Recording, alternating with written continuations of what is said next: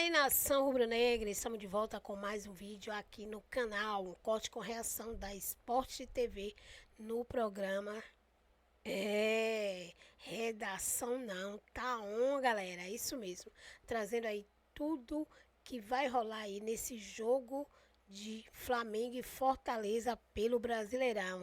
O Flamengo aí corre atrás dos seus pontos para ir para o topo da liderança no Brasileirão, ultrapassando assim claro, o Palmeiras, né, que já tá mal aí na Libertadores, e se depender do Flamengo vai ficar mal também no Brasileirão. O jogo promete, Felipe Luiz vai com força máxima, e aí a gente vai saber a partir de agora quem vai ser o desfalque e quem será o titular, já que Pedro tá machucado, né? Vamos atualizar também as informações sobre a situação de Pedro, quando volta, né, e quanto tempo vai ficar fora. Se inscreve no canal, ativa o sininho para não perder nada. Fica comigo até o final do vídeo, porque o vídeo tá daquele jeito que vocês gostam. Todas as notícias do Mengão. Lembrando aí, deixar os créditos para Sport TV no programa Tá On. Vamos pro vídeo. Falar do Flamengo, então, vamos trazer o Rafa de Ângelo aqui no telão para atualizar a situação do Pedro, né, meu amigo? Bem-vindo aqui ao Tá On. Já sabe que o Pedro não joga as próximas partidas porque está imobilizado, mas o Flamengo ainda não consegue precisar quanto tempo que fica sem seu jogador. E aí eu te pergunto, quais são as opções, já que o Bruno Henrique não está muito afim de fazer a função de centroavante no momento? E essa não é informação em off, né? Ele mesmo falou na entrevista que conversou com o Felipe Luiz, que está à disposição para ajudar o Flamengo, mas que não quer jogar de 9, né, de centroavante.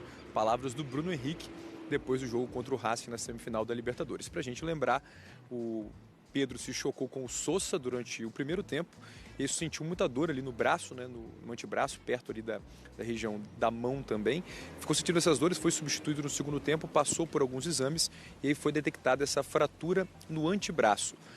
O Flamengo decidiu por um tratamento com imobilização no local, ou seja, sem cirurgia.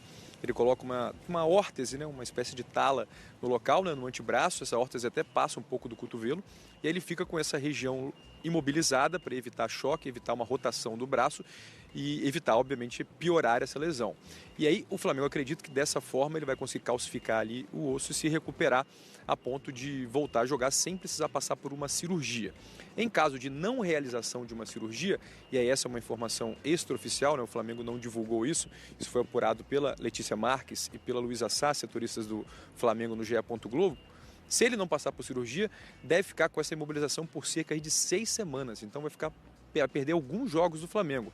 Até porque com a imobilização, com o equipamento, é perigoso ele entrar em campo, pode até piorar a situação. Então é certo que ele não joga contra o Fortaleza, é certo que ele não joga contra o Racing na semana que vem, essa é a informação do momento, mas o caso dele é avaliado dia a dia. Então depende muito da evolução do Pedro nos próximos dias, nas próximas semanas, para saber quando ele vai ficar aí de volta à disposição do técnico Felipe Luiz. O Pedro, que vem numa ótima fase, né, vinha numa ótima fase até sofrer essa lesão, é certamente o principal centroavante do elenco, tinha ganhado novamente essa posição de titular, esse protagonismo, fez uma excelente partida contra o Palmeiras pelo Campeonato Brasileiro no fim de semana, também vinha jogando bem contra o Racing e aí sofreu essa lesão, então é o desfalque do Flamengo no momento. O Flamengo contra o Fortaleza amanhã também não conta com o Pulgar e com o Carrascal, os dois estão suspensos e o Cebolinha também ainda não se recuperou. Lembrando que o Flamengo treinou hoje de manhã e viaja hoje à tarde para Fortaleza, pode dormir na liderança se pontuar contra o Fortaleza, Joana. O Palmeiras vai entrar em campo sabendo exatamente o tamanho do problema que terá. O Flamengo, Fortaleza, trazendo como mandante também nesse campeonato, vai enfrentar o Flamengo. Desde 2006 tem um tabu o Fortaleza jogando, mesmo como mandante contra o Flamengo. Só tem uma vitória nos últimos 7 jogos de 2006 para cá, então 19 anos. São 7 confrontos do Fortaleza como mandante contra o Rubro Negro. E tem aí essa boa vantagem, o Flamengo vai ter que vencer esse tabu também, o Fortaleza, de apenas uma vitória nesses últimos 19 anos jogando em casa contra o Rubro Negro. Ele não está se impondo no Castelão. Não, né? Nesse brasileiro. Então, realmente, É uma temporada muito frágil do Fortaleza. Impressionante, né? Surpreendente, né? Que a gente sempre achou que agora o Fortaleza já se estabeleceu, né? Mas é surpreendente mesmo depois que saiu o Vojvoda? Não acho, não. Acho que a saída dele contribui muito para a queda do Fortaleza. Troca de técnico, aí começa a seguir o gabarito do rebaixamento, Mas o negócio também complicou com a montagem do elenco. Sim. Né? O Fortaleza começou a recorrer a uns medalhões que não renderam aquilo que costumava render, já tinha um desgaste do trabalho do Vojvoda. E a torcida também está em dissensão com o clube, então o Castelão não está sendo Caldeirão. Fortaleza, ao contrário do Vitória, que transformou o Barradão numa panela de pressão, porque a torcida está jogando junto, né? A torcida do Fortaleza não está fazendo isso. E dá a impressão, até em algumas circunstâncias, que meio que entregou os pontos. Tem esse desafio pela frente também aí, o Fortaleza. Contra o Flamengo, já no terceiro técnico, né? Depois do Vojvoda, apostou no trabalho do Renato Paiva e agora já no trabalho do Matias Palermo, pela primeira vez atuando como treinador aqui no futebol brasileiro. Ainda falando... Astro preocupante, pelo menos para o Palmeiras, né? Porque ontem foi derrotado por 3-0 e vai ter que fazer o inédito, né? Que é reverter, né? Que é conseguir vencer por mais de 3 gols de diferença para conseguir manter viva aí essa possibilidade de se tornar mais uma vez campeão da América. Muito difícil. O Flamengo tem uma situação difícil, que é perder o Pedro, né? O Pedro, que teve uma fratura no braço, a gente vai atualizar a situação do Pedro. Ele já está fora dos 2 próximos compromissos, mas a gente vai trazer informações ao vivo, explicar exatamente o que aconteceu com o Pedro e por que ele não vai poder jogar nem contra o Fortaleza e nem contra o Racing. Mas o Flamengo ainda existe uma certa esperança para que ele volte antes do previsto, que seria uma recuperação aí na casa de 1 mês, né? E liderança em jogo, né? Flamengo e Palmeiras estão empatados. Será que muda? O que a Libertadores fez no planejamento dos 2 times que estão brigando pela liderança? E qual vai ser o reflexo, né, para a preparação e como os times serão montados para esses duelos no Campeonato Brasileiro? Lembrando que o jogo do Palmeiras é difícil, hein? Porque é contra o Cruzeiro. E o Flamengo vai até Fortaleza encarar o Fortaleza, que é um desses times desesperados aí, gravemente ameaçado de rebaixamento. Antes de rodar a nossa reportagem, vamos curtir o Taon nas redes também.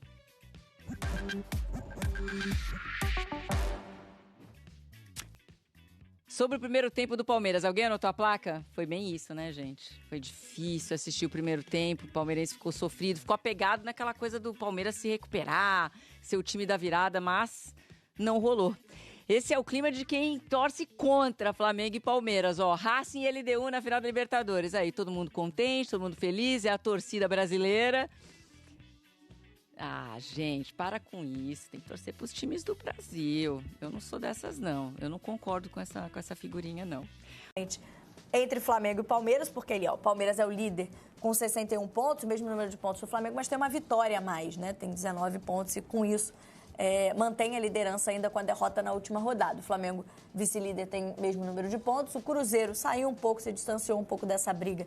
Tem 56, mas tem esse confronto direto contra o Palmeiras nessa rodada, né, no jogo de domingo. O Mirassol é quem fecha o G4 com 52 pontos. E aí essa briga tá boa, né? O Bahia tem 49. O Flamengo, preocupação com o estado do Pedro, que teve uma fratura na mão. Quem traz os detalhes para nós é a Roberta Barroso.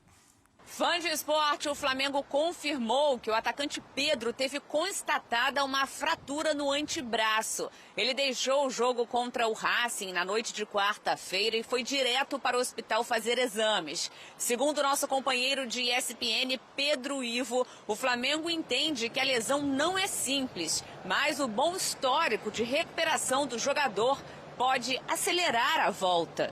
Serão 3 dias com o braço 100% imobilizado, sem ninguém mexer ali. A partir disso, a avaliação dia após dia. É pouco provável que Pedro jogue na Argentina semana que vem, a partida de volta contra o Racing pela semifinal da Libertadores.